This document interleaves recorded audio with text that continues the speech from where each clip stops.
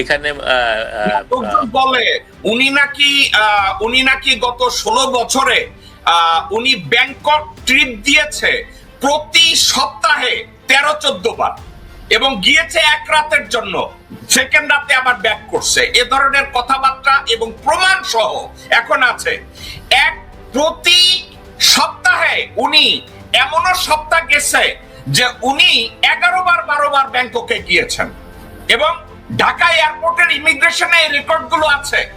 11 বার 12 বার রুমিন ফারহানা সিঙ্গাপুরে গিয়েছে, সপ্তাহে 11-12 বার উনি ভারতে গিয়েছে, শুধু রাত ওখানে থেকেছে বা কয়েক ঘন্টা থেকেছে, তারপরে আবার ব্যাক করেছে।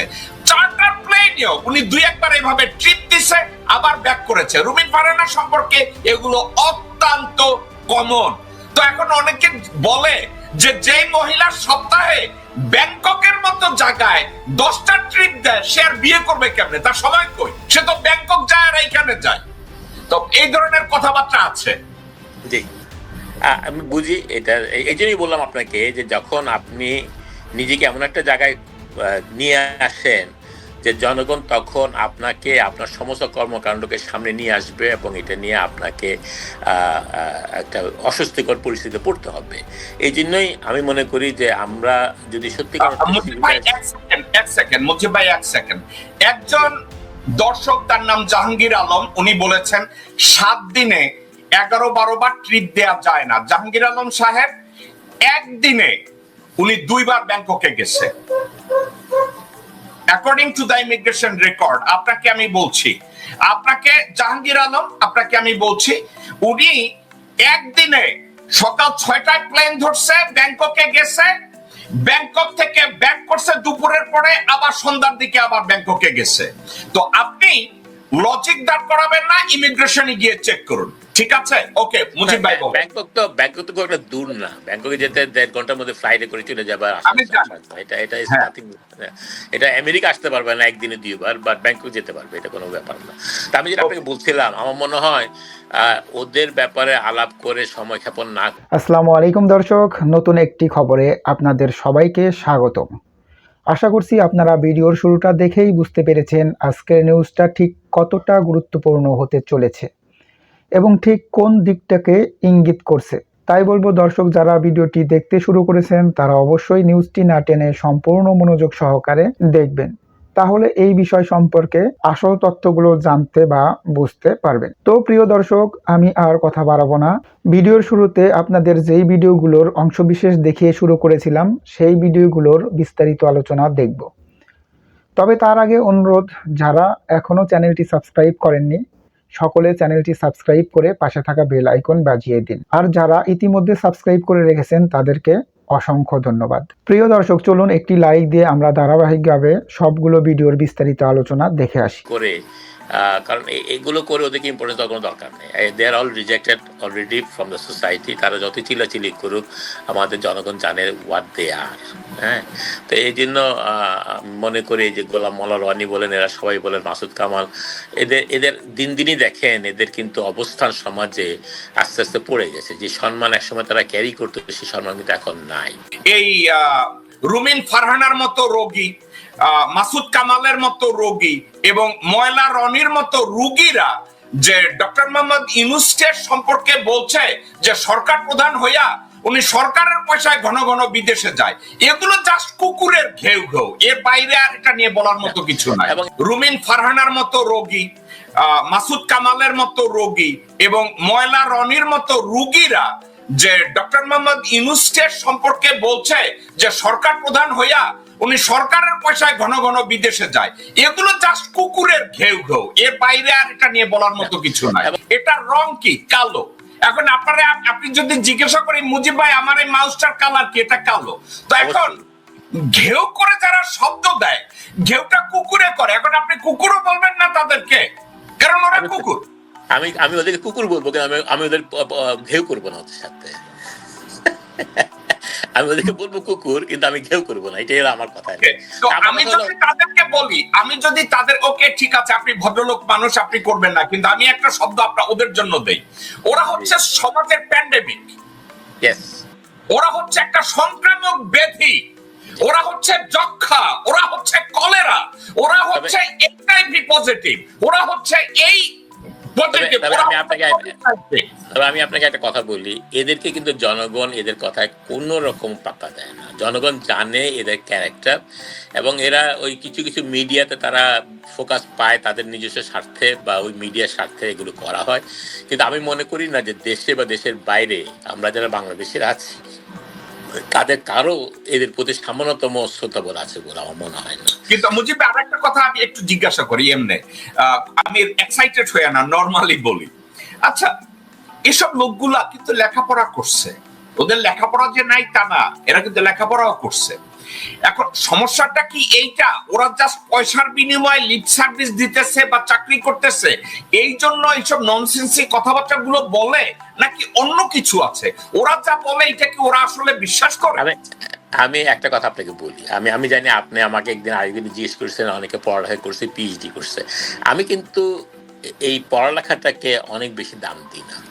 আমি নিজে পড়ালেখা করছি, আল্লাহর রহমতে আমি অত্যন্ত উচ্চ শিক্ষায় শিক্ষিত, এদেশে কলম ইউনিভার্সিটি পড়ছি, কিন্তু আমি এগুলো নিয়ে প্রচার করি না, বলি না। কারণ শিক্ষা আর সুশিক্ষার মধ্যে ডিফারেন্স আছে।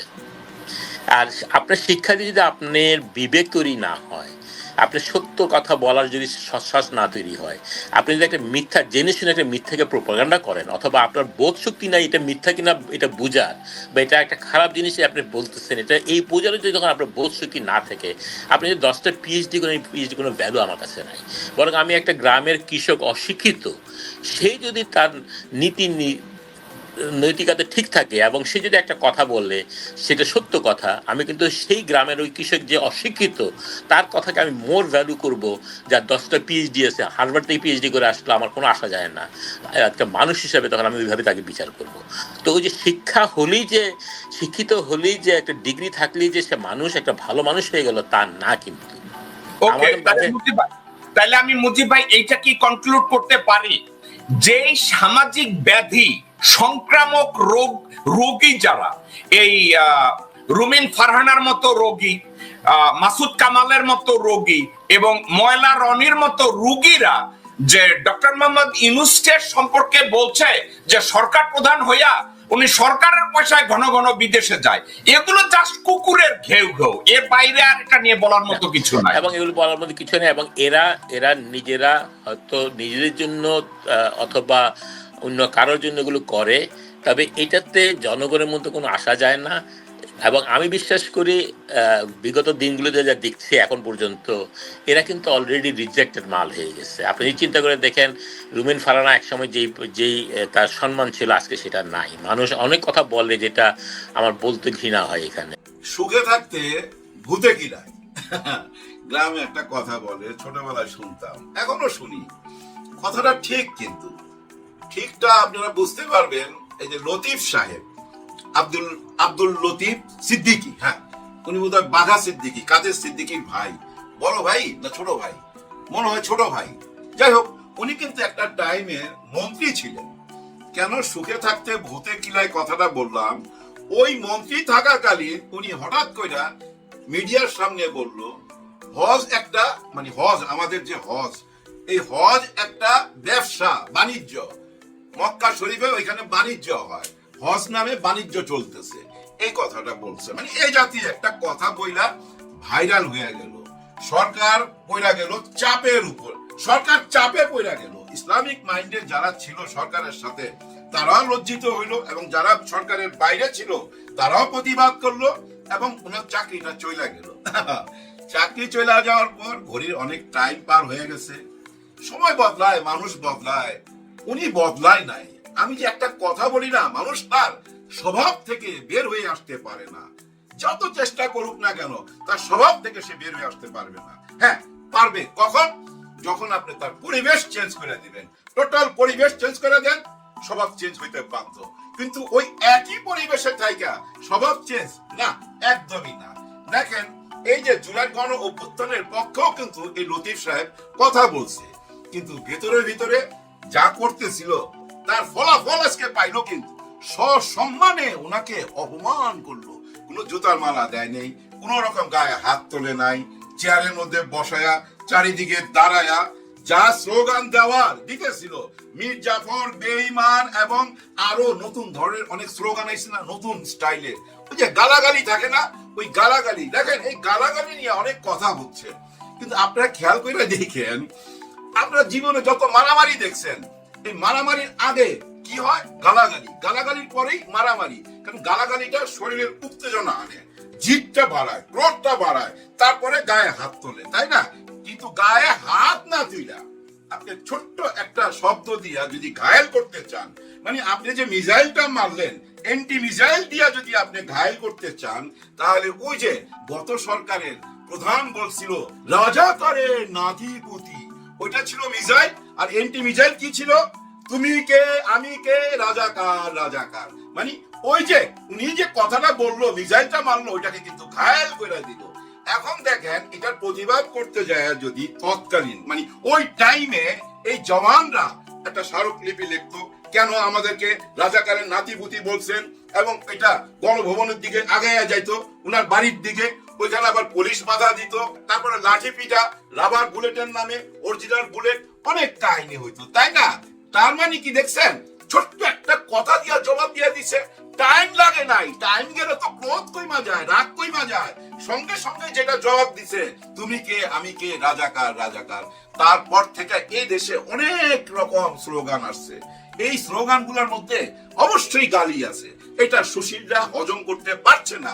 আমারও খারাপ লাগে, কারণ একটা মেয়ে যখন বলে সেগুন বাগিচার কাউয়া, মেয়ের মুখে শুনতে কেমন লাগে না? আমারও খারাপ লাগে, ভালো লাগে না।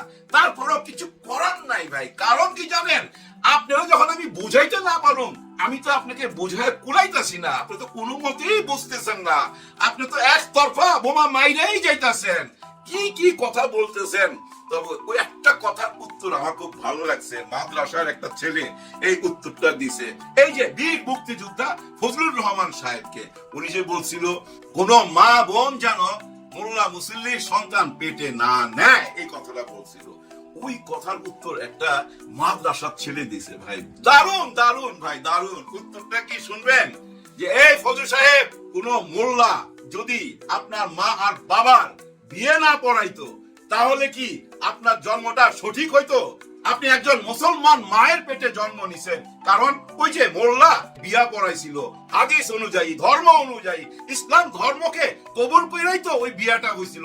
এটা কে পড়াইছিল? একজন হুজুর, তাই না? আর ওই হুজুরদের যদি সন্তান মা বোনরা পেটে না নেয়, তাহলে আগামী প্রজন্ম কি আসবে ভাই, তাই না? তাহলে আগামী প্রজন্ম কি হবে? বিরাট বড় প্রশ্ন না? যার জন্য কথা বলতে হুঁশ রাখতে হয়। হ্যাঁ, ওনার কথার মধ্যে কোনো জ্ঞান বুদ্ধি নাই ভাই, গভীরতা নাই, বিশ্বাস করেন গভীরতা নাই। আমি তো মনে করি, হ্যাঁ আপনারা আমার সাথে একমত হবেন না, আমি মনে করি উনি ছেলে মানুষ, একেবারেই ছেলে মানুষ। ওনাকে কেউ কি বলছে যে ভাই ৭১কে আমরা মানি না, কিন্তু উনি কিন্তু এমন একটা প্রশ্ন দাঁড় করাইতে চায়, ৭১ ভার্সেস ২৪, একটা যুদ্ধ বাধায় দিতে চাইতেছে। এটার জন্যই নাকি উনি যুদ্ধ করতেছে, এবং উনি যেসব কথা বলতেছে, এসব কথার অর্থটা কি উনি নিজে জানে কিনা আমি জানি না। দেখেন ওনাদের সবচেয়ে বড় স্লোগানটা কি? তারেক জিয়া জানেন নাকি জুলাই গণ অভ্যুত্থানের নেতা আপনি, এইটা না? আর ওই জুলাই গণ অভ্যুত্থানকে ফজলুর রহমান সাহেব বলতেছে কালো হাতের ছায়া এখানে থাবা মারছে। হ্যাঁ, এবং কারা এরা? জামাত আর শিবির। আর এদিকে কিন্তু ওনার দল দাবি করতেছে এই জুলাই গণ অভ্যুত্থানের সাথে তারেক রহমান আছে। দেখেন দুই রকম কথা হয়ে গেল না? দুই মুখা সাপের মতো। কোন দিকে সামলাইবেন বলেন?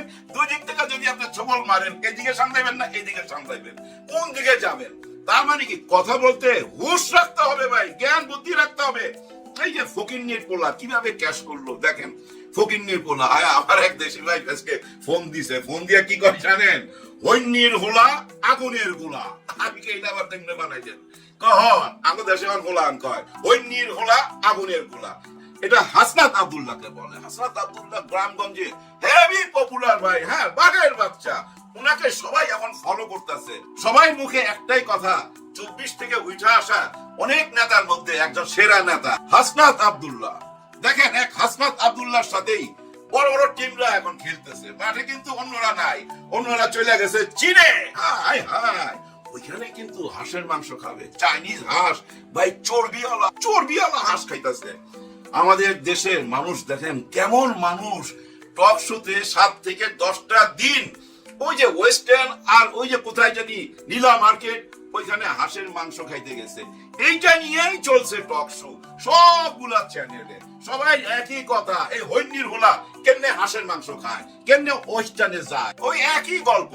এই যে ফকিন্নির ছেলে বলছে, এটা কেন বলছে? কারণ জুলাই গণ অভ্যুত্থানকে নিয়ে জানেন আমাদের দেশের কিছু টক শো এবং বড় বড় কিছু সাংবাদিক এবং কিছু মানুষের দেখবেন এমনি রাখছে, এমনি সাজানো দাড়ি, মোষ মাঝখান দিয়া, ঠোঁটের মাঝখান দিয়া ভাই অপমান করতেই থাকে, ছোট করতেই থাকে।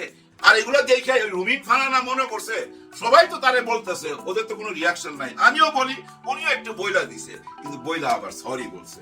সাদা শাড়ি পইরা এসা এই সরিটা বলছে। সাদা শাড়ি মানে শান্তির প্রতীক। দেখেন সব কিছু খেয়াল রাখে, মাইনা নেন। হ্যাঁ, হাসনাত আব্দুল্লাহ তো মাইনাই নিছে, বলছে রুমিন ফারহানা আবার প্রতি কেউ যেন বাজে মন্তব্য না করে। কিন্তু দেখেন এত শান্তির মধ্যেও কিন্তু আরো একটা অশান্তির ব্যাপার সামনে চলে আসছে। সেটা কি জানেন? নির্বাচন। নির্বাচনের রোড ম্যাপ যা কিছু ছিল সব দিয়ে দিছে। সালাউদ্দিন আহমেদ অনেক খুশি হয়েছে এবং উনার রিয়াকশন দিছে যে আমরা যা চাইছিলাম তাই হয়েছে, নির্বাচন দিয়ে দিছে। নির্বাচন ফেব্রুয়ারির 12 তারিখে। বাহ, কি সুন্দর। কিন্তু তারপরও দেখবেন কারো মুখে হাসি নাই। না থাকার কারণ একটাই, সরকার তো বলছিল, হ্যাঁ ইউনূস সরকার বলছিল এই কাজগুলো হয়ে যাওয়ার পর নির্বাচন হবে। এই জুলাই সনদপত্র এবং নতুন পদ্ধতিতে যদি নির্বাচন হয়, সবাই মাইনা নেয়, তাহলে নতুন পদ্ধতি এই যে পিআর সিস্টেমে নির্বাচন হবে। আচ্ছা ধরেন পিআর সিস্টেম অনেক ঝামেলা, অনেকে বলতেছে এটা খায় না, মাথায় দেয় না, গায়ে মাখে, বোঝারই চেষ্টা করতেছে না। অথচ পৃথিবীর 90টা দেশ এই সিস্টেমে চলতেছে, চলতে থাকবে। যাই হোক, আমরা না হয় না বুঝলাম, আমরা বোঝাবারও চেষ্টা করতেছি না। কিন্তু আমাদের নির্বাচন কমিশনার কি এমন কোন বিজ্ঞাপন দিছে, এমন কোন কথা বলছে যে পিআর সিস্টেমে নির্বাচন হবে? না, কোনো বিজ্ঞাপন দেখি নাই, প্রচার দেখি নাই। তার মানে পিআর সিস্টেমে নির্বাচন হবে কিনা এটা বিরাট বড় প্রশ্ন। এই প্রশ্নটা আমরা আলাদা করে রাখি। জুলাই গণ অভ্যুত্থানের সাথে তো সবাই জড়িত, এটা স্বীকৃতি দিতে অসুবিধা কি? এটা সনদপত্র ঘোষণা দিতে অসুবিধা কি? এইটা চাচ্ছে একটি বড় দল যে আমরা এটা নির্বাচনে আইসা কইরা দেবো তোমাদের সঙ্গে নিয়ে। কিন্তু ইনারা বলতেছে এনসিপি, বিশেষ করে জুলাই গণ অভ্যুত্থানের সাথে যারা জড়িত ছিল, এই অভ্যুত্থান যদি সফল না হইতো, এই যে জওয়ানরা, এই জওয়ানদের কাইটা বুড়িগঙ্গা সিমেন্টের বস্তা দিয়া ডুবাইয়া দিত তো ভাই, বিশ্বাস করেন তা করতো না। আমি এরকম কথা বলতে পারতাম? মাথা খারাপ। হায় হায়, ওই আগের মতো বিলাই হয়ে থাকতাম, বান্দি হয়ে থাকতাম, বান্দির বাচ্চা। কিন্তু দেখেন এই বান্দির বাচ্চা থেকে মুক্তি দিল কারা? ফকিন্নির পোলারা। হ্যাঁ ভাই, ফকিন্নির পোলারা। আপনি অতীত ঘাটতে থাকেন, অতীতে যান, 52 এই যে ভাষা আন্দোলনে চলে যান, সেই শহীদদের ইতিহাস টান দেন ভাই। দেখেন না ওইখানে কোন জমিদারের ছেলে আছে কিনা? সবাই ওইখানে সাধারণ ঘরের ওই ফকিন্নির বাচ্চারাই। আবার চলে আসুন আপনি 71-এ যে স্বাধীনতার যুদ্ধে ট্রেনিং এ গেছিল বিদেশে, ওইখানে কয়টা মন্ত্রী মিনিস্টারের পোলা আছে, কয়টা জমিদারের পোলা আছে? দেখেন সব কৃষক শ্রেণীর মানুষ, শ্রমজীবী মানুষ, সাধারণ মানুষ, আপনাদের ভাষায় ফকিন্নির পোলা। এরাই গেছিল এই স্বাধীনতার যুদ্ধে লুঙ্গি পয়রা, খালি গায়ে, আর আপনারা প্যান্ট শার্ট পয়রা সেটাকে ভোগ করছেন। বছরের পর বছর ভোগ কইরা গেছেন, চেতনার ব্যবসা কইরা গেছেন। আজও সেই চেতনার ব্যবসা চলতেছে ভাই। চলার পিছনে কারণও আছে ভাই, কারণ আছে, ভুলে গেলে হবে না।